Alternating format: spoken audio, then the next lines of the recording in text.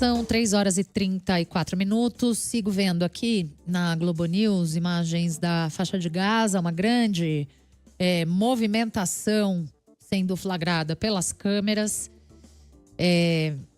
Finalmente, Israel e Hamas chegaram a um acordo de cessar-fogo nessa quarta-feira, depois de muitas negociações, segundo autoridades envolvidas nesses debates. Fontes da Reuters, fontes da TV Globo, fontes da Casa Branca também confirmaram essa informação. A gente vai conversar agora com o mestre em História pela Universidade de Tel Aviv, apresentador do podcast Do Lado Esquerdo do Muro e colaborador do Instituto Brasil-Israel, João Miragay. Chamado Yad, no norte de Israel, a 30 quilômetros da fronteira com o Líbano.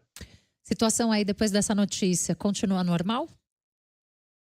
Não, nem um pouco. A situação está, no mínimo, diferente, né? A gente pode descrever dessa forma. Há muita emoção e comoção pública com relação ao acordo. Nos jornais, nos telejornais, não param de entrevistar as famílias dos reféns, com muita tensão, mas muito emocionados, com muita expectativa do retorno, do seu retorno à casa. Os comentários também estão descrevendo os termos de cessar-fogo, analisando perspectivas futuras, mas a gente está longe da situação de normalidade, mesmo da normalidade dos últimos 15 meses. Realmente é um momento histórico frente à situação que a gente vive agora. Uhum. Posso imaginar que do lado palestino, ali na faixa de Gaza, pelas imagens que a gente vê, a situação também não esteja como nos últimos meses. As pessoas, pelo que a gente está vendo aqui, celebrando esse cessar-fogo finalmente, né, João?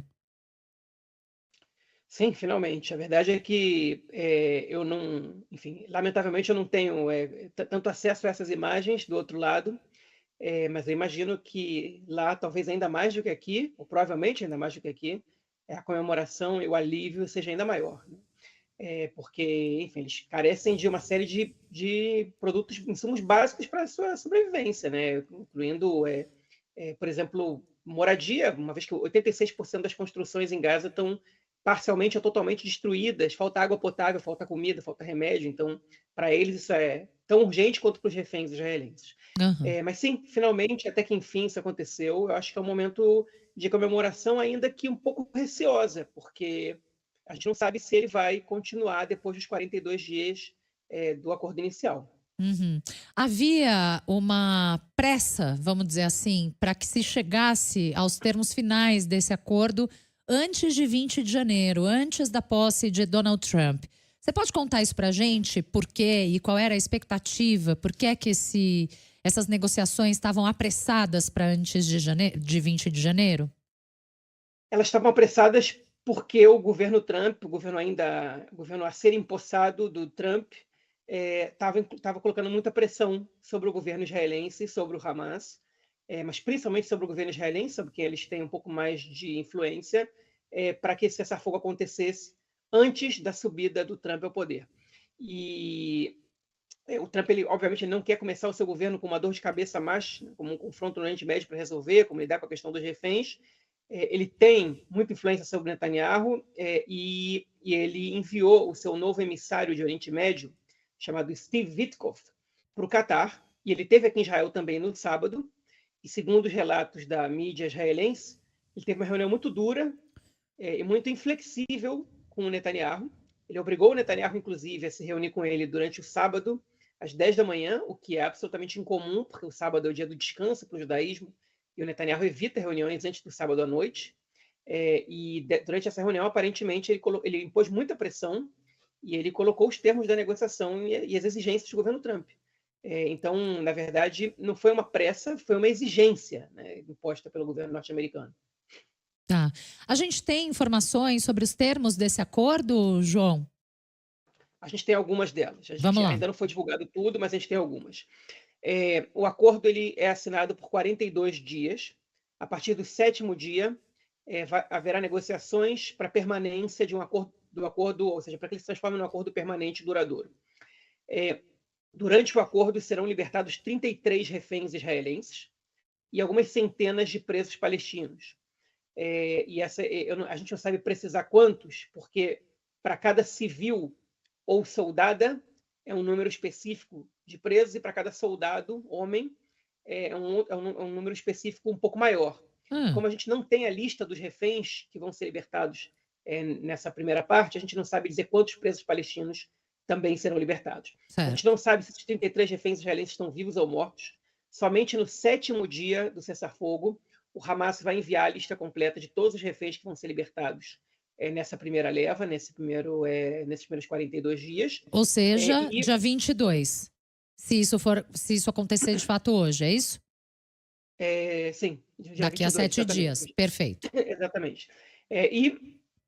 Os palestinos do norte da faixa de Gaza, dos 20% norte que foram evacuados da região, vão poder regressar à sua região. O exército israelense vai se retirar do corredor Netzarim, que é um corredor que divide a parte norte do resto da faixa de Gaza, vai se retirar da passagem de Rafah, que é por onde entrará a maioria da ajuda humanitária que vai vir do Egito, mas vai se manter no corredor Filadélfia, que é a fronteira entre a faixa de Gaza e o Egito, por um tempo, durante esse cessar-fogo, pelo menos. Enfim, e há outros detalhes também que a gente vai conhecendo aos poucos, mas que são menos relevantes, né, sobre a identidade dos presos palestinos e etc. Mas, Ou enfim, seja, a esses gente são os nem sabe principais quem são detalhes. essas pessoas, né, João, que estão detidas em Israel, porque, bom, a gente sabe que esse é um conflito que move muitas paixões, né, que move muito emocionalmente as pessoas, sobretudo em tempos tão bizarramente polarizados, estupidamente polarizados. Acho que essa é a expressão mais aplicável aos nossos tempos. Dá para chamar os presos palestinos de terroristas, por exemplo? Parte deles dá. Ah, Parte deles já foram julgados e condenados pela justiça israelense, inclusive alguns estão condenados à prisão perpétua por uma série de atentados cometidos contra civis, contra soldados. E parte não, parte são palestinos que atuavam na resistência, né, ou que eram suspeitos de ter atuado. Muitos palestinos, mais de 1.000 palestinos, têm prisão em situação de prisão administrativa, que é uma prisão sem acusação judicial, por conta da situação de segurança. Eles ainda não foram julgados, não sabem nem sequer do que estão sendo acusados. Então, é óbvio que há inocentes, e certamente um grande número, não sei dizer percentual, mas certamente um grande número, e esses são mais facilmente libertáveis por Israel, não há tanta discussão sobre eles. O impasse se dá principalmente nos presos palestinos que estão envolvidos em atentados, como se diz em hebraico, aqui em Israel, a termo que se usa é com sangue nas mãos. certo. Mas, mesmo assim, a gente sabe que essas pessoas, boa parte deles, também serão libertados nesse acordo. Perfeito. João, você que está aí, que acompanha esse conflito e as notícias a respeito dele tão de perto, que expectativa você tem sendo confirmado esse acordo, tanto na faixa de Gaza quanto em relação aos sequestrados israelenses? Enfim, eu acho que a faixa de Gaza vai demorar uns bons anos para ser reconstruída, né? A gente tem que sempre lembrar que a faixa de Gaza já não era nenhuma maravilha antes da guerra, e se já era um lugar pobre, com muitas dificuldades, com muitas limitações, hoje ela é um lugar praticamente em ruínas. E vai demorar muito tempo para a faixa de Gaza voltar a ser o que era antes do dia 7 de outubro. Mas essa é uma expectativa que existe em função de um cessar-fogo definitivo. E aí, obviamente, a reconstrução da faixa de Gaza tem que ser financiada por alguém, e já há uma movimentação dos países árabes sunitas do Golfo, como os Emirados Árabes, a Arábia Saudita, o Catar, para reconstruir a faixa de Gaza. Mas para isso a gente precisa do cessar-fogo definitivo. Eu acho que a situação agora ela não é exatamente de reconstrução, ela é de urgência, de sobrevivência, para estancar um pouco a situação de catástrofe humanitária na região, para controlar a Uhum. subnutrição, a disseminação de doenças, a expansão do esgoto, da infraestrutura, que está absolutamente, totalmente destruída. Com relação aos reféns israelenses, o cálculo é que entre 1/3 e metade deles estejam mortos. Mas a gente não sabe, a gente não tem informações sobre boa parte deles. A gente sabe de alguns que estão mortos, mas a gente não sabe todos. E a gente agora precisa esperar, simplesmente para ver, e isso aumenta muito a tensão e a ansiedade das famílias, porque eles também não sabem a situação dos seus entes queridos. Aí tô pensando quantas vezes a gente viu nessas últimas semanas, João, ontem mesmo ou hoje a gente tem uma notícia de bombardeios na faixa de Gaza, mesmo com aquele cessar-fogo temporário. Dá para acreditar, dá para confiar em Benjamin Netanyahu? Bom, o cessar-fogo ainda não entrou em vigor, né? Ele ainda não foi aprovado pelo gabinete israelense, ele foi anunciado, mas existe uma diferença de tempo entre o momento que ele é anunciado e ele sequer foi anunciado por Israel, ele foi anunciado pelo Trump e está prestes a ser anunciado Estou falando pelo... do último, João, daquele do temporário que Líbano. teve, exato. Ok, o cessar-fogo, sim. Porque Bom, houve ataque durante a vigência desse cessar-fogo temporário. sim, Ontem ou pois é. hoje? Acontece frequentemente. Israel alega que tem permissão para realizar ataques caso o Hezbollah esteja descumprindo termos de cessar-fogo. E o Hezbollah, obviamente, alega que Israel está passando dos limites. Olha, a pergunta se dá para confiar no Netanyahu. Eu acho que os primeiros 42 dias de cessar-fogo na faixa de Gaza dá para confiar, porque é do interesse dele, até porque os últimos reféns, 14 reféns, vão ser liberados somente na última semana. Então é do interesse dele que esses 33 reféns, pelo menos, regressem ao país. Se o cessar-fogo vai continuar depois, eu acho que vai depender das circunstâncias nas quais vai se encontrar o governo naquele momento. Ao contrário do Líbano, no qual o Hezbollah não tem interesse em continuar o confronto, Israel também não tem.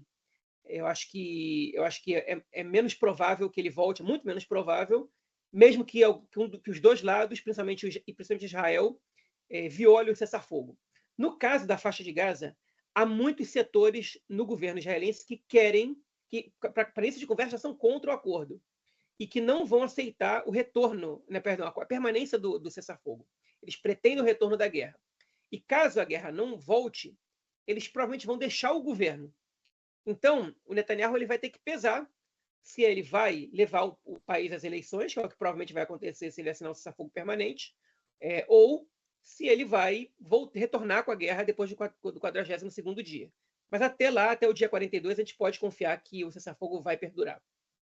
Perfeitamente. João, tem algo que você queira falar sobre esse conflito que eu não tenha te perguntado e que seja importante nesse momento?